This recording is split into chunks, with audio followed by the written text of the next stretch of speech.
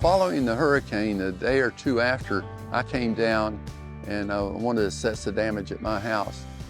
I put my boat in the water and drove around trying to help people that had lost stuff out of their yard. There's a few docks that I helped bring back to where they tore away from. I think 3 as a matter of fact. And I had a friend down the canal that said they lost a real good Adirondack chair.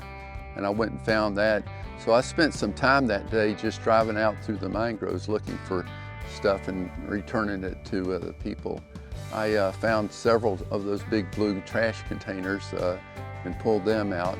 So during one of my trips, I saw something that I wasn't sure what it was, and it turns out after passing a few times, I pulled in to determine what it was, and it was the base of that Mermaid.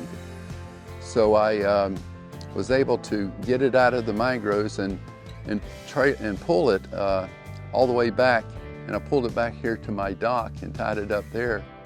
And a couple of days later, I didn't know how to get it out because it was so heavy. I put it on my boat trailer and pulled it out and sat it next to my house. Now I wasn't sure, I thought it came from the park, but I told some of my friends I had it and asked them to keep their eyes open for anything they saw on it so I could contact the right people. And we had a lot of stuff going on ourselves right then. Well, I've been coming to Pine Island since I was a kid. I grew up in Brooksville.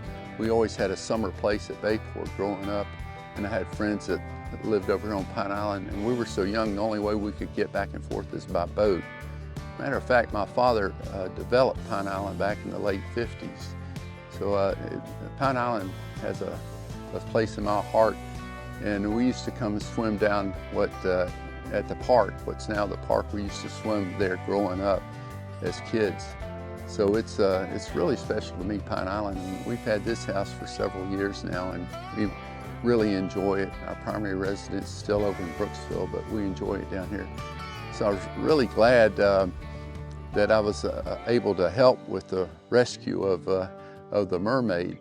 I didn't realize how much was going on with people searching for it till we saw something on the news, and I said, oh my goodness. So I called right away. I was sort of, I knew the park was undergoing a lot of restoration after the hurricane. I said, well, maybe this is a safe place to keep it until they're ready for it or whatever. But I'm glad we were able to reunite it, and it'll be more meaningful to me. I'll have to go down to the park and visit her every once in a while. So I'm glad I was able to help.